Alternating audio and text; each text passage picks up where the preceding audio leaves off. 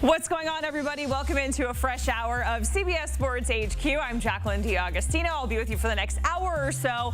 Finally, I feel like this time between games, they feel like an eternity, right? But we get playoff basketball back. Game 3 of the NBA Finals between the Oklahoma City Thunder and the Indiana Pacers on tap for tonight at 8:30 p.m. Eastern. And I don't know if we thought we would be saying that this series is split as it's heading back to Indy, but that is where we are right now. It is split 1-1 as we're heading back to Indianapolis. And we have a treat as we have Game 3 on deck for you.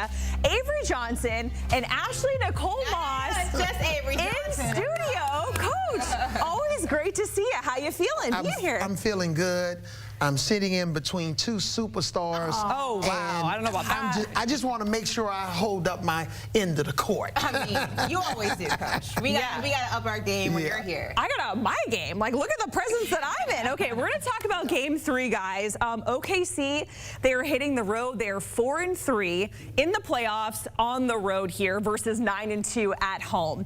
How much more, I hate saying pressure, right? But, like, that's what we talk about. More pressure. What is the vibe? How is it different for OKC hitting the road where they're now, you know, it very easily could have been 2-0, but how much different is the vibe? It's 1-1 going into Indiana's territory, Avery. Well, it's new territory for them because this is their first time on the road in the NBA Finals, going into a hostile arena, you know, with Indiana and their fans. So for OKC, the most significant part about Games 3, because I've coached in a Game 3 before in the NBA Finals when we had a 15-point lead against Miami and lost that game. Still brings back bad memories. Dwayne Wade averaged 22 free throws, but that's another story. The key is getting off to a good start because a lot of NBA fans always think that the NBA is a fourth quarter league. It's actually a first 5 to 7 minutes league where you can gain some momentum, really set the tone for the game, and try to sustain that. So really keep your eyes on those first 5 to 7 minutes, especially for OKC going into a hostile arena in the NBA Finals, Ash. Yeah, Coach hit it. Like, one, they've never been in this situation, either team, right? But the Pacers have the benefit of playing at home. But I think the added pressure for the Oklahoma City Thunder is you have to split on the road because you lost one on your home court in the most insane way possible. So for them, you're not thinking about it. You don't plan on going into the game saying, hey, like, we got to win one on the road. But it's in the back of your mind. Yeah. It's in the back of the coaching staff's mind. We cannot afford to not split in Indy because we did not handle business at home on the road. When you do handle business at home, it shouldn't make a difference in the intensity that you play, but sometimes psychologically it does. But OKC has zero room for error when it comes to being in Indiana for these two games. Before we move on to the Pacers really quickly, just something I'm thinking about. It seems like whenever we get a really high-scoring game, we're in the 110s, the 109s, the Pacers find a way to win when they're in that territory. So, Ashley, if we kind of get to a shootout where it's another really high-scoring game, how can OKC make sure, you know, Tyrese Halliburton isn't going to get the ball and not going to drain a really clutch three? You know what, Jacqueline? I wish I had an answer for you, but I don't. Because every basketball answer that I can come up with, Tyrese Halliburton finds a way to say, you know what, that doesn't matter. I'm going to do what I do anyway. But I think this. OKC does have a bad habit of letting games get away from them. Late game execution has been something they've struggled with the entire NBA season, not even the postseason, right? I do want to say that maybe they learned their lesson in Game 1, just like we want to say that they learned their lesson in Game 1 against the Denver Nuggets, but that series went 7. So it's not like it is uncharacteristic for them to make that mistake again. And I think when you're playing the Indiana Pacers, they have shown time and time again, Coach, this is a 4-quarter, 48-minute game. And if you only play 47, we're going to make you pay for those last 60 seconds. So they have to make sure they don't repeat the mistakes of Game 1. And when you look at OKC going on the road, look at turnovers, especially unforced turnovers, because what happens with those turnovers, we saw it in the New York Knicks Indiana series. Indiana's really fast. They're a fast team. And if you turn the ball over and that ignites their fast break action, then game over. So look at turnovers and also look at Indiana's three-point shooting. OKC has to defend the three-point line at a high level, because if you're turning the ball over, they're in transition, layups and threes, and, you know, if Indiana makes 16 threes in this game will be over. Okay, let's talk more about Indiana, right? Because we know that role players typically play better at home, but what about some of the superstars here? What about Pascal Siakam and Tyrese Halliburton? We've seen him be clutch so many times. What are your expectations for those big superstars in Indiana for Game 3, Coach? Well, we were talking about first quarter. Tyrese Halliburton, he's got to attempt 7 or 8 shots in the first quarter. He's got to get off to a faster start. He can't wait and try to ease himself into this game.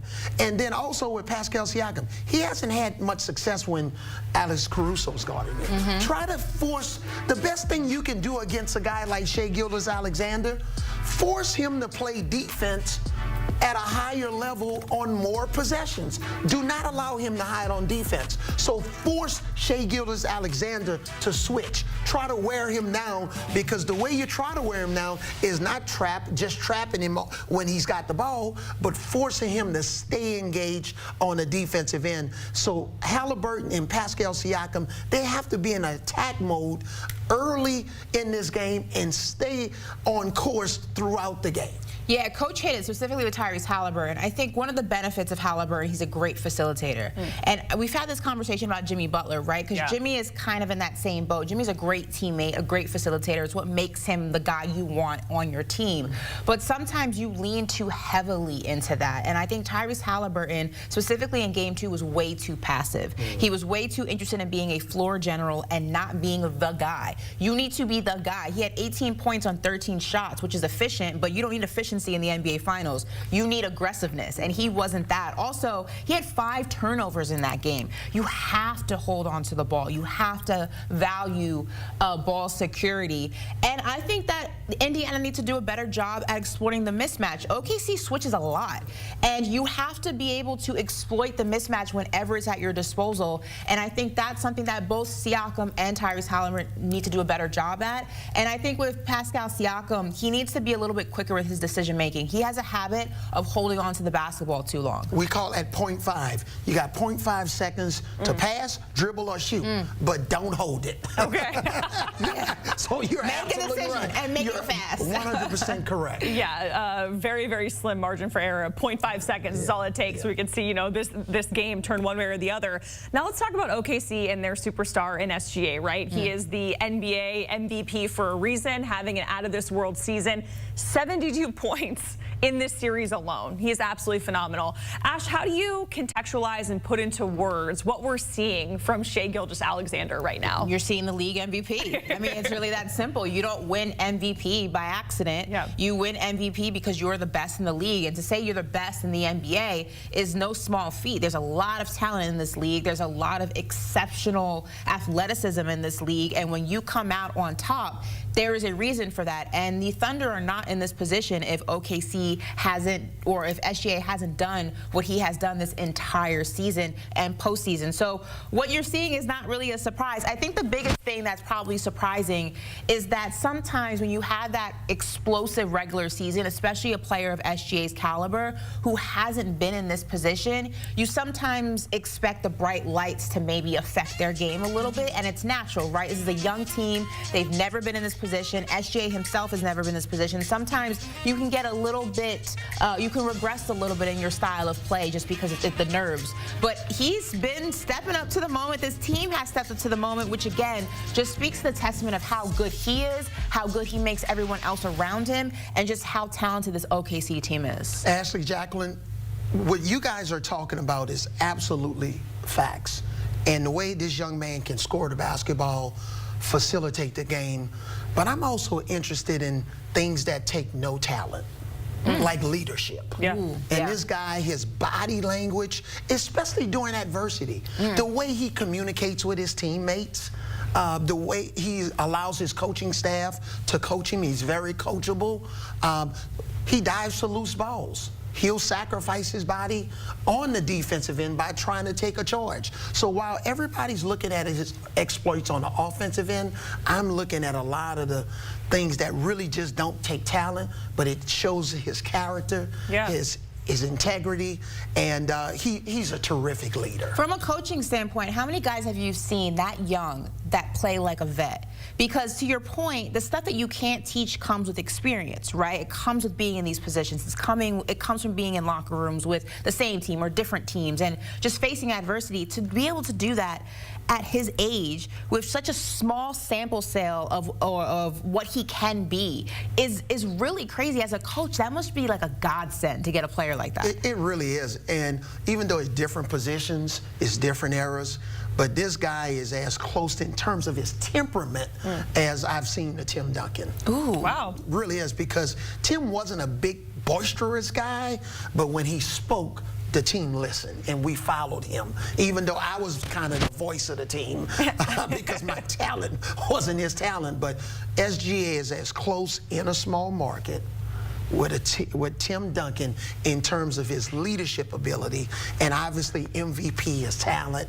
And that's why I think if he stays healthy, I'm not saying he's going to win 5 championships and go to 6 NBA finals like Tim, but boy, he's got that type of toughness, and where he's not that Kevin Garnett on the floor, but he's that silent assassin. Yeah, it certainly feels like the potential, the ceiling, it is all there for SGA, and we can't, give flowers to OKC without talking about Sam Presti, right, and what he's been able to do with this young team and how far they've been able to go. Now, Coach, we always love to kind of go back into the archives and see where paths have crossed and everything like that, and so Presti has some basketball roots back with the Spurs back in the early 2000s. We see it there. What do you remember about Sam Presti from that time, Avery? Yeah, we had just won the championship in '99, and Sam joined us in 2000, and we just thought he was a young genius. And he was, really. He was working under the legend of all legends in NBA general managers history, R.C. Buford.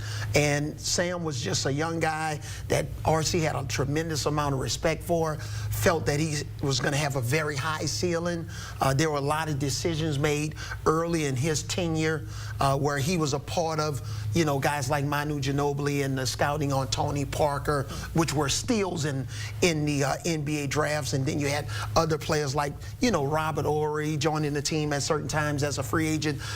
Bruce Boeing, who was a serious role player. Sam was in the midst of all of that. So when you're looking at OKC, it really is, not to continue to talk about San Antonio, but this is San Antonio Spurs 2.0. Clay Bennett, the owner, no, I agree. He was a part of the Spurs ownership group before he took over, and basically the team started in Seattle, and in the middle of the night, they drove to Oklahoma City. So again, Sam was a part of that foundation of what the Spurs laid, and now he's continuing that legacy with OKC. I agree completely. I think everything we're seeing from OKC comes in some way, shape, or form from the San Antonio Spurs. And I did a panel with RC during March Madness. And the way that he spoke about just the DNA and the makeup of the San Antonio Spurs organization, and you can see it with the type of players that come out of that organization and what they ultimately do even post their career. And that's why Wemby, it was the perfect landing spot for a player like Wemby to have that brotherhood around them. I mean, this is a team that,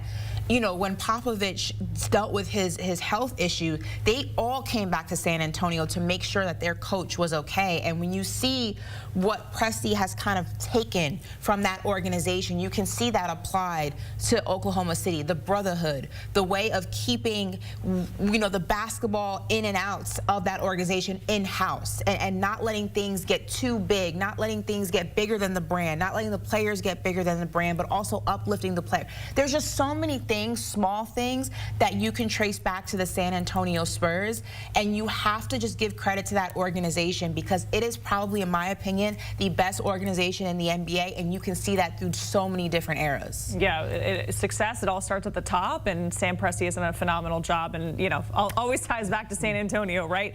Really quickly, we got to get a game pick. The series, as mentioned, tied up, 1 apiece. Game 3 in Indy. Avery, I'll give you the floor first. Who do you think wins Game 3? Well, I pick OKC to win in 6, okay, and I'm sticking with that. Okay. But I believe Indiana is going to get some home cooking, and they're going to win. They're going to get off to a fast start.